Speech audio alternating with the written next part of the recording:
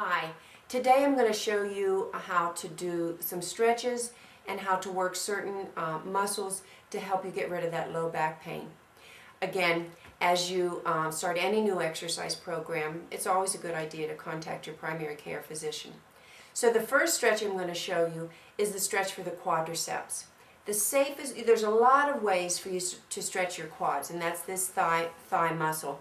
The safest way, especially if you're experiencing some pain, is for you to do it lying on your side. And again, with all stretches, stretch slowly, listen to your muscle as you're stretching it, don't stretch into pain, use breathing, take a breath in, and then stretch on the breath out. If you breathe with it, you probably will not stretch too hard. And just hold it for 2 seconds, and then you'll always do that resistance against it for 10 seconds times 3. So I would like you to be on your side, and you can do this lying in bed or on the floor. I'm down on the floor. It's probably the best place for you to do it. And I want to introduce you this rope because you might need to use it actually in this stretch. This is just about a 6 to 7 foot 1-inch rope. You can get it at any hardware store or Home Depot or something like that. But if you don't have one, you can always use, some people use a dog leash or a sash on a robe. Something that's long enough that you're going to be able to wrap it actually around your foot. But first I'll show you without the rope. And you're on your side, and the stretch is you need to take a hold of your heel.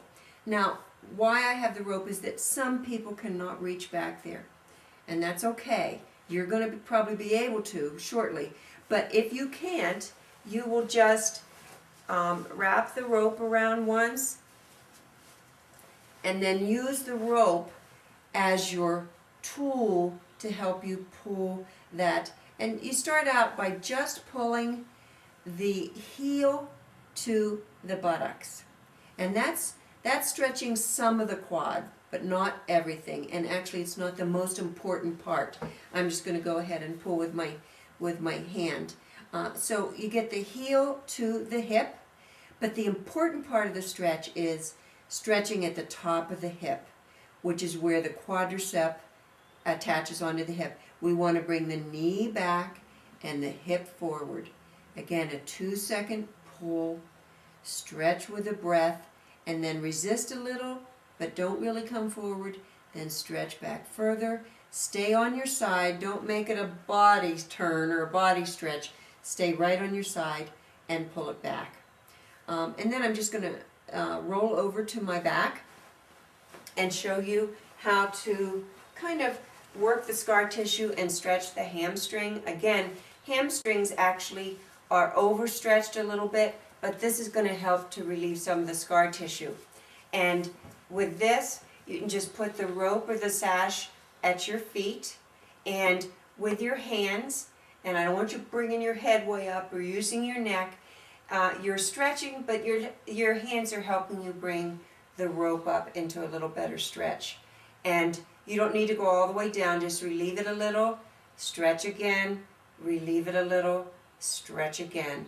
And then you can resist against that for 10 seconds, rest, stretch a little further, resist, and stretch. Many times people have their knees bent because they're so tight behind there. You just work with what you can do, and your goal is to ultimately be able to stretch the knee flat as you're bringing the leg up. Then you can get rid of the rope, and basically we're going to stretch the glutes, which just bring the knee towards the chest. Some people bring both knees. That's a great back reliever. That puts you into a posterior tilt, kind of irons out your back. And then you would resist against that and stretch a little further, and resist and stretch a little further. And then the next one is to stretch these quadratus lumborum muscles. Again, they're along the side of the lumbar vertebrae. They hike your hip up. That's their job. You can do this stretch in a standing position. I'm going to show you how to do it if you're sitting down. I'm just sitting cross-legged. It's basically like, I'm a little teapot, short and stout. Remember that one? We're going to take our arm up and over, and my other arm is flat. I want to keep my my right hip down and not let it raise up like this. Keep it down and stretch over. That's a great stretch for all along the chest too, but it's going to get those QLs.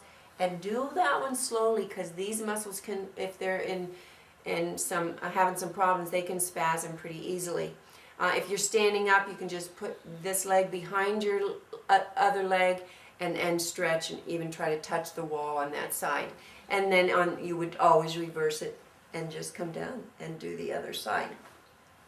The last stretch I want to show you is the psoas. I mentioned that muscle to you, how important it is. You can do this stretch in a lot of different positions too.